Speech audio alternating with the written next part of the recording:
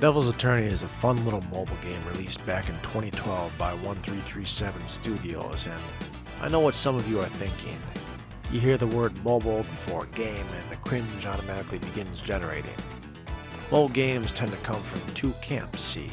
First is in nickel and diming folk with tiny optional, often with quotation marks, microtransactions which cover the game's features. The other forgoes constantly begging for your money to offer up a game to play. While the former is what sets off alarm bells when people hear about a mobile game in the works, I'm happy to say Devil's Attorney is among the latter. And it's not a bad game either. Set in a pseudo-late 80s themed city, you play Max McMahon, a snarky ace defense lawyer who can, and does, get his clients off on charges even if they're caught red-handed by multiple witnesses and security cameras with illicit gains. You do so based on a turn-based system. Once you take the case to court, you're set up against a prosecutor and all the assorted evidence and witnesses stacked against your client. Combined, these each try to damage your case strength at the end of each turn. If your case strength reaches 0, game over, try again. To combat this is an array of abilities you have that make arguments, mostly for the purpose of destroying credibility of witnesses or evidence, or at least keeping them from damaging your case strength for a turn. Each ability costs a certain number of action points, and once you use them up, it's the prosecutor's turn. Once you destroy their credibility, then they are gone from the case. Destroy the credibility of everything which can hurt your case strength, then you win the case. Congrats, have some money. Do so within a certain number of turns and you even get some bonus cash. It's a relatively straightforward game when you get down to it, but throws just enough curves to keep things interesting. To begin the game, you only have a few basic abilities to damage either witness or evidence credibility, and the game in turn doesn't do much other than give you basic cases which just try to damage your case strength. Later, you find ways to gain new abilities and perks which offer up their own unique strategies for how to take on cases, while the prosecutors become more difficult to deal with. Coaches and experts won't damage your case strength, but they'll boost witness and evidence damage respectively, while witness protection will block some of the damage you, in turn, can do to witness credibility. Then there's the prosecutors themselves, who each have their own unique capabilities. Some of the more basic ones may attack your case strength straight up, usually with a number of conditions. One does more damage the more turns which pass, another will do damage based on credibility they have remaining. While some of the trickier ones will help out the rest of their case, such as restoring credibility to witnesses or giving them a damage boost. What's really impressive about the gameplay though is just how carefully it is designed. It never feels like the developers are throwing a case at you. Each one feels like it's been carefully balanced to get you thinking, which is impressive considering how unique your build of Max can be. The basic standby actions for one build might be a rare ability for another because it costs more action points since you preferred another option, or you might not even have the ability at all. That they balance the game against that level of difference is quite impressive. Not to say the game is difficult.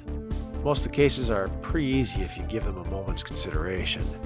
But even easy as they are, they're still making you give that moment of consideration. Whose credibility should I attack first? Can I afford to get rid of this one? Is this witness too dangerous, or should I simply try to incapacitate them for a turn and focus on the small fries? The answer is usually fairly simple to figure out just by looking at their potential damage versus your case strength, but you do have to figure it out, which is nicely rewarding.